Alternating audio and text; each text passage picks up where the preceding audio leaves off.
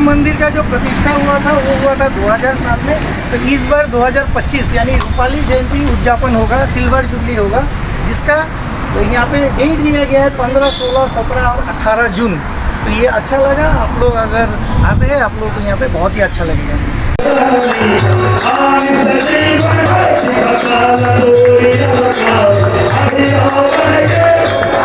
मैं और मेरे साथ रूपज्योति सर, हम लोग दोनों जा रहे हैं इसी तरफ बढ़ापजान में एक नवनिर्मित नरसिंह ठाकुरबाड़ी जो उद्घाटन हुआ है 28 तारीख को, और 28, 29, 30, 31 4 दिन का कार्यक्रम है, वहाँ पे हम लोग जा रहे हैं। आज है 31 तारीख और नरसिंह ठाकुरबाड़ी आप किस तरह से पहुँचेंगे, इसका लोकेशन मैं रूपज्योति सर को बता रहा हूँ बताने के लिए। जय हिंद दोस्तों, ये है एटी रोड जो तिनसुकिया से आ रहा है। आगे में NH-37 था, यहाँ से तिनसुकिया से नवनिर्मित जो नरसिंह मंदिर है वो है 18.1 किलोमीटर, और अगर हम लोग डुमडुमा से आते हैं तो डुमडुमा से इसका डिस्टेंस है 6.6 किलोमीटर।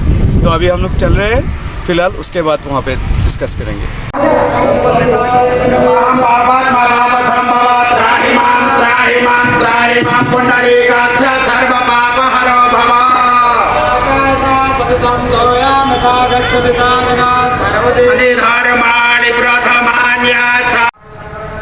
तो दोस्तों हम लोग अभी आ चुके थे नरसिंह ठाकुरबाड़ी में, लेकिन वहाँ पे पूजा अर्चना हो रहा है और काफ़ी भीड़ है, और वहाँ पे माइक का जो साउंड है जिसकी वजह से हम लोग कुछ बोल नहीं पाए हैं। तो मैं आप लोगों को भक्त प्रहलाद और नरसिंह जी की अवतार की स्टोरी बताने जा रहा हूँ, जिसका पहला पार्ट जो वो मैं बताऊँगा, और जो उसका दूसरा पार्ट है वो रूपज्योति सर आप लोगों को बताएंगे।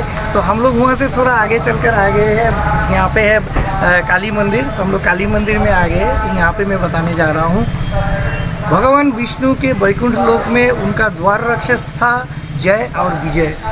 जय और विजय उन लोग द्वार में रहते थे। कोई भी भगवान विष्णु को अगर भेंट करना है तो जय और विजय के पास परमिशन लेना पड़ता था।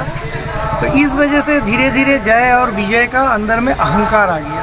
तो कोई भी अगर भगवान विष्णु को अगर भेंट करना चाहते थे तो उन लोग क्या करते थे, ज़बरदस्ती देरी करवाते थे, कभी बोलते थे आज नहीं कल लाइए।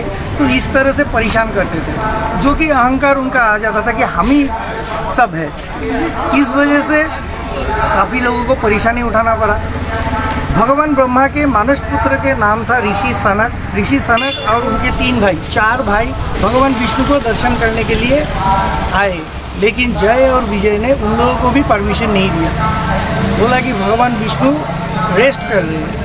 तो ऋषि सनक ने कहा कि आप अंदर जाइए, एक बार भगवान विष्णु को पूछ लीजिए कि बहुत दूर से ऋषि सनक और उनके भाई लोग आए हैं आपसे थोड़ा सा जांचना करने के लिए, और वो क्या बोलते हैं वो आकर हम लोगों को बताइए। लेकिन जय और विजय अहंकार में इतना चूर था, उन लोगों ने बताया कि आज नहीं होगा, आप लोग दूसरा किसी दिन आइए। इस वजह से ऋषि सनक को भी गुस्सा आ गया, क्योंकि ऋषि सनक को भी पता चला था जय और विजय की इस तरह की अहंकार की कहानी। तो ऋषि सनक ने जय और विजय को अभिशाप दिया कि आज से आप लोग और वैकुंठ लोक में वास नहीं करेंगे। आप लोगों को मैं अभिशाप देता हूँ कि आप लोगों का जन्म पृथ्वी लोक में होगा। और इधर में भगवान विष्णु को तो सब दिखाई पड़ रहा था, वो योग निद्रा में सब देखा। तो ये अभिशाप दे देने के बाद भगवान विष्णु बाहर आया, आकर जय और विजय को बोला कि आपकी अहंकार की परिणति तो आप लोग देख लिया है, अब आप ऋषि सनक को स्तुति कीजिए, क्योंकि जो अभिशाप है वो अभिशाप तो आपको मानना ही पड़ेगा, अभिशाप आपको काटना ही पड़ेगा। जैसे कि वरदान मिलने से आपको वो मिलता ही है, उसी तरह से अभिशाप भी आपको भुगतना पड़ेगा, लेकिन आप स्तुति करके उस शाप का कम कर सकते हैं। तो जय और विजय ने ऋषि सनक और उनके जो 4 भाई हैं उन लोगों का स्तुति किया, उन लोगों को जांचना की कि उन लोगों को पृथ्वी लोक में जन्म ना हो। तो ऋषि सनक ने कहा ये तो नहीं हो सकता है, जन्म तो आप लोगों का होगा ही, लेकिन आप लोगों को मैं 2 ऑप्शन देता हूँ। पहला ऑप्शन, आपका पृथ्वी लोक में 7 बार जन्म होगा, हर एक बार आप भगवान विष्णु के परम भक्त होंगे, लेकिन आपको पृथ्वी लोक में 7 बार जन्म लेना पड़ेगा।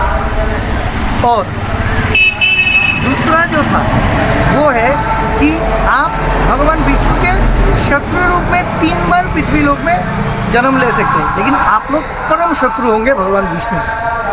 तो अभी चयन आपको करना है कि आप पहला ऑप्शन लेते हैं या दूसरा ऑप्शन लेते हैं। तो जय और विजय ने कहा कि ऋषि हम दूसरा ऑप्शन लेंगे, लेकिन और एक जांचना है, आप ऐसा कुछ कर दीजिए ताकि हमारा जो वध है वो भगवान विष्णु के हाथी हो।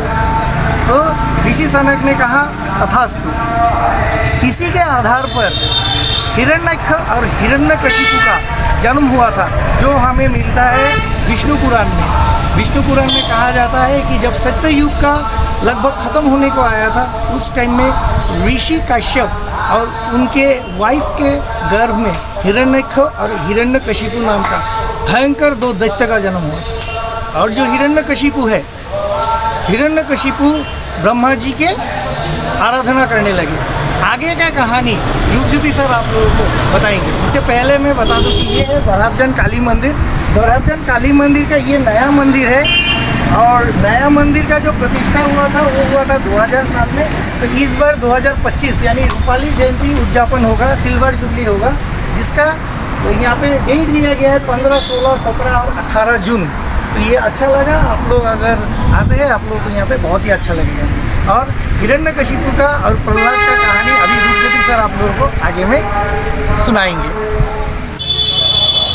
अभी अपने जीवे सर से उसके पूर्व जन्म की कहानी सुन ली। अभी मैं प्रहलाद और हिरण्यकशिपु के बारे में बता रहा हूँ। मेरे सामान्य ज्ञान से जितना मुझे मालूम है उतना ही मैं बता रहा हूँ। जब हिरण्यकशिपु जन्म हुए थे तो उन्होंने क्या किया, ब्रह्मा की आराधना करने लगे और बड़ी तपस्या, कठिन तपस्या के बाद उसको ये वरदान मिला कि मुझे भगवान विष्णु, भगवान ब्रह्मा की सर्जन से जो भी पृथ्वी लोक पे आए वही कोई नहीं मुझे मार सकता। ना दिन पे मार सकता है, ना सुबह ना रात को मार सकता है, ना आकाश ना पाताल ना स्वर्ग में मार सकता है, ना कोई शस्त्र ना अस्त्र से मार सकता है, ना घर में ना बाहर में मार सकता है। और ये वरदान मिलने के बाद हिरण्यकशिपु और अतिरिक्त आदमियों को परेशान करने लगे और भगवान से खुद की पूजा करने में सभी को तैयार करने लगे, और जो भी उनकी पूजा नहीं करते हैं तो उनको वध करने के लिए कोशिश करने लगे। लेकिन कहते हैं ना भगवान की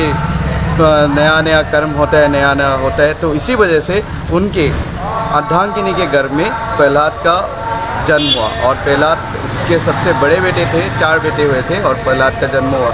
लेकिन प्रहलाद नारायण के भक्त थे, जहाँ कहीं भी जाते, घर में रहते और बाहर में रहते, सिर्फ नारायण के नाम ही जपते हैं। तो इसी वजह से देखिए, हिरण्यकशिपु तो सारे बाहर में सभी को मार रहे थे जो नारायण के बारे में बोलते थे, लेकिन प्रहलाद उनके घर में पैदा हो गए, वो नारायण के बात बोल रहे थे, तो घर में ही शत्रु जन्म हो चुके थे। तो इसी वजह से हिरण्यकशिपु ने प्रहलाद को बोला कि अगर तुम भगवान नारायण इस अग्नि पे हो, अग्नि पे जाके तुम बस के आ सकते हो तो मैं मानूंगा नारायण है। तो उन्होंने अपनी बहन हलिका को बोला प्रहलाद को लेके अग्नि पे जाने के लिए, लेकिन प्रहलाद वहाँ से बच के आए हैं क्योंकि नारायण का उस पर आशीर्वाद था। लेकिन हलिका उस अग्नि पे दहन हो चुकी थी। फिर प्रहलाद को कई ऊंचे पहाड़ों से गिराया गया, उनके ऊपर बड़े कष्ट किए गए, लेकिन वो फिर नारायण के आशीर्वाद के सहारे वो बचते रहे। एक दिन क्या हुआ, पैलेस के सामने में वो बैठे रहे थे और नारायण के जप कर रहे थे, लेकिन उसी समय पे हिरण्यकशिपु आए और प्रहलाद को बोले अगर इस खंबे के अंदर अगर नारायण है तो मैं तुम्हें माफ़ कर दूंगा और मैं तुम्हें जीने को दूंगा, अगर इस खंबे के अंदर अगर नारायण नहीं है तो मैं तुम्हें ही घर में शत्रु समझ के तुम्हें मार दूंगा। तो उसी वजह से हिरण्यकशिपु ने उसी अपने शस्त्र से, गदे से, गदा से वो पैलेस का खंबा तोड़ दिया और वहाँ पे जन्म लिया भगवान विष्णु के चतुर्थ अवतार नरसिंह के जन्म लिया। और नरसिंह ने उन्हें अपने जंघ पे रख के ना मिट्टी को टच किया, ना आकाश, ना गंगा, ना पानी, उसके जंघ पे रख के अपने हाथ के नाखून से उसको मारा, क्योंकि वो शस्त्र अस्त्र से नहीं मर सकता था। और नरसिंह ने इसलिए बोला जाता है क्योंकि उसके आधे रूप नर के थे और ऊपर में सिंह के, उनके मस्तिष्क सिंह के थे, तो उसी वजह से उन्हें नरसिंह बोला जाता है। और नरसिंह ने उन्हें अपने हाथों से फाड़ के चीर के उसको मृत्युदंड दिया और प्रहलाद को बचाया उनके हाथों से, और उसी दिन से हमारे मानव समाज उनके पूजा करते हैं। दोस्तों हमें लगता है कि आज का ये वीडियो आप लोगों को ज़रूर पसंद आएगा। तो आज की वीडियो को करते हैं समाप्त यहीं पे, मिलते हैं अगला वीडियो में। तब तक के लिए जय हिंद, वंदे मातरम, भारत माता की जय। जय हिंद दोस्तों, जय हिंद दोस्तों। फिर से मिलेंगे एक नए वीडियो में। तब तक के लिए आप देखते रहे और सब्सक्राइब करते रहे। राजाय नमः।